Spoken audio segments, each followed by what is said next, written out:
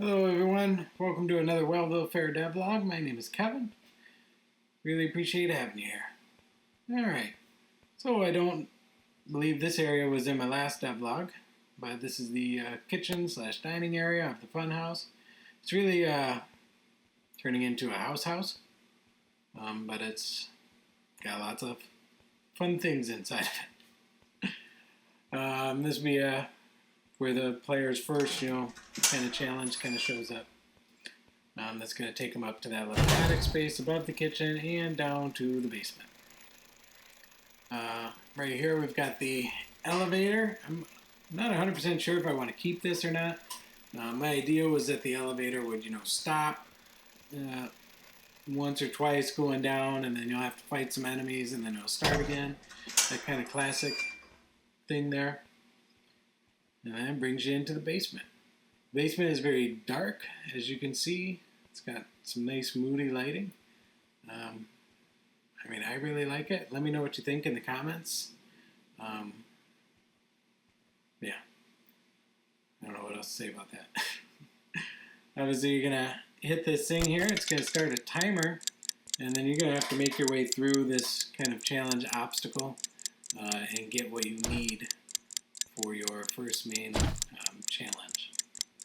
Obviously, there's going to be spikes coming down from the ceiling.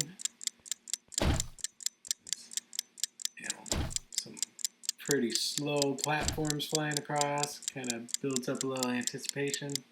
I'm not going to tell you exactly how long you have to get through, but you have a certain time to get through. And it's fairly short. There's two ways to get down, as you can see. Probably put some collectibles on both sides to encourage players to go back through and go both sides. Just kind of fun. And then over here, it's fairly short. This is where you're going to get your item that you need. Yeah, fairly short, fairly quick. But like I said, it's a short amount of time that the player has to get through there. Errors kind of really hurt you. Alright, and once you get your item, you're going to head back upstairs to the kitchen / dining area. We're just going to skip on ahead. Alright, now that we're up here, up in here there'll be someone that you need to give the item to.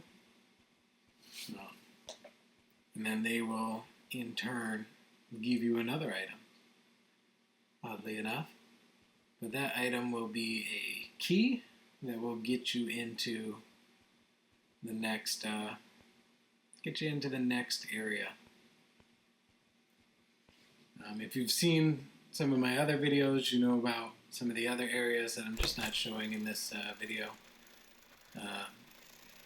This area is not that short, but here's the key, which will take you, get this door, whatever, out of your way. And it'll take you into the final boss area of the funhouse. So, as you can see, there are bombs dropping from the sky. That white block that you see, that is the enemy. That's just there for testing scripts and whatnot before I actually make the enemy art. And as you can see, there's unlit bombs that will drop periodically. You have to roll over to the launchers and launch on up into the barrels of fire. Once it hits the barrel of fire, then clearly the fire goes away. If you can see, the chain is slightly broken.